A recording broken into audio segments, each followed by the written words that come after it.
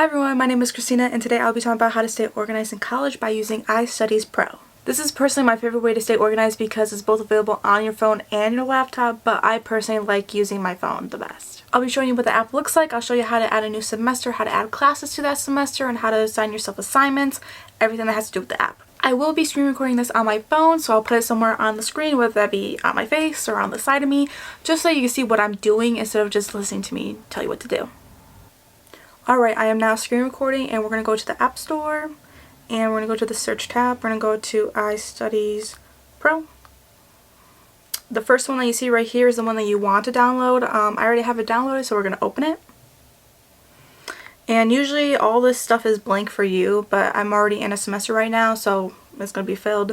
But we're going to start off by adding a new semester, and we're going to go do this by, you see the plus at the top right hand corner, we're going to go and hit plus.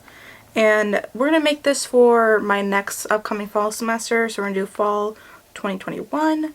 And the start date is sometime in August, so we're just going to do a random day. And then the end time, it's going to be December. You do this whenever your semester starts, stuff like that. Save. And you can see that the upcoming is going to be fall 2021. I'm currently in spring 2021. I'm going to click on the fall 2021 semester, and now we're going to be adding a course. As you see, it's empty. We're going to go to the top right corner, hit the plus, and then we're going to do my internship because I have an internship coming up. Type in the name, you pick a color so that you get color coordinate for you, and you hit save. As you can see, now there's a course in it. And now we're going to click on the course, and you can see that we don't have a schedule set up and we don't have our assignments in yet. So this is what we're going to do now. We're going to go to the schedule tab and we're going to hit the plus at the top right hand corner. And we're not going to do exam yet because there's no exams, and we're going to do new class. Okay, here we're going to do it where we're going to set up the time because the dates for the semester automatically go in for the course. And for this class, we'll say it goes from 5 p.m. to 6 p.m. And we're going to meet every single Wednesday, and you have an option to do like one every 2 weeks, one every 3 weeks, stuff like that, but I just like using the little dates on the bottom. And you do have the option to do a location of where this class is being taught or anything like that. And let's do main building. And then let's just do a random number. Let's do room 300. And then you have an option to do an instructor, if you want to, honestly. I don't really do it, but it could be helpful for you. And let's just do Professor Wood. Save, and you can see professors are right there.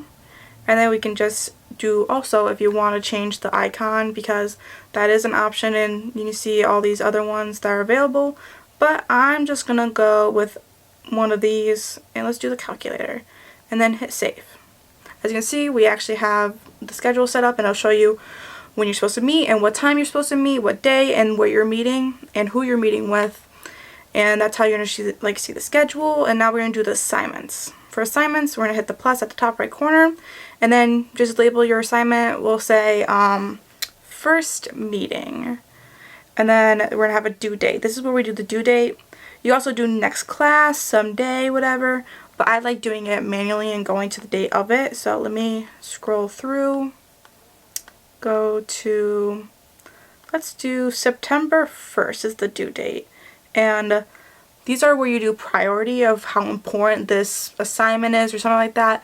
I make them all high priority personally, but you can do difference and stuff like that. And then also you can do when it's due, like the time wise, and you can change it right here. It could be any other time that you want. I just do 12 p.m. And then you do on the due date. Or you can do, this is going to send out a notification for you and say like this assignment is due this day. But also you can do it on the due date when it's due, or you can do it a day before, 2 days before. I personally like doing it 2 days before because it gives me a little bit of time to actually be aware of when it's due. And that's all you do here, and you just hit save. And there you have an assignment, and you do that for all the rest of them. And we can go back. Let's take a look at my current schedule right now. As you can see, this is my current schedule. I have all these classes. I also have my club in there because I'm a president of a club. So I like having it there so I can see when we meet and stuff like that, rather than me remembering or putting in my regular calendar schedule. It's a lot easier. And now let's go to the assignments tab. As you can see, this is where all my assignments are for the whole semester. I put them in, you know, ahead of time just to keep myself on track. And as you can see, it does it where it does it in a timeline sense. You can also do it by course. You can do it by priority. All of mine are high priority because that's personally what I like to do, and some of them are like low, but that's fine. But go back to the due date and go all the way to the top. You can see that they give you some that are overdue if you end up missing them. And I'm doing one of them right now, so I can click this off. But whenever you're done with an assignment, you can see at the left hand side that there's little boxes, and if you want, you can click on it and you get a check mark, and that means that it's completed. And then go over to the completed tab at the top, and you can see all your complete assignments right here. But since they're marked by the date and stuff like that, that's how that goes. And that's the assignment tab. And then here is the calendar tab. This is where usually you go to see what classes you have for the day. Instead of going all the way to the planner tab, I like using the calendar tab to see what I have this like the next day or whatever like that. And so as you can see that I had a class today at 11:30 a.m. to 12:50 p.m.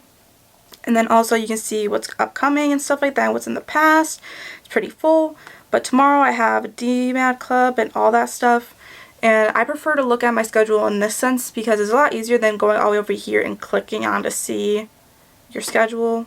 This is my preferred way. But then if you want, you can also click on assignments to see what's due that day. And yeah, but that's what you do for the calendar section. And then you can go to today. And it'll show you your schedule for today. But since I already had my class earlier this morning, it's already gone. But then you can also swipe to the right and you can see your assignments that are going to be upcoming or due and stuff like that. So that's another way to use the Today tab. And also you can go to exams, so you have an exam. Same thing. And I prefer using the calendar and assignments tab because those are my favorites.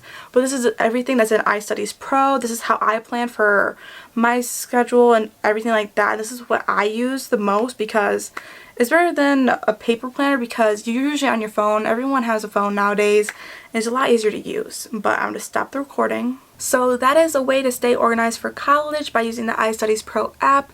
That is personally what I use. I've been using it for 3 years. I started using it when I was a freshman. I am now a junior, about to be a senior, and I think it works pretty well.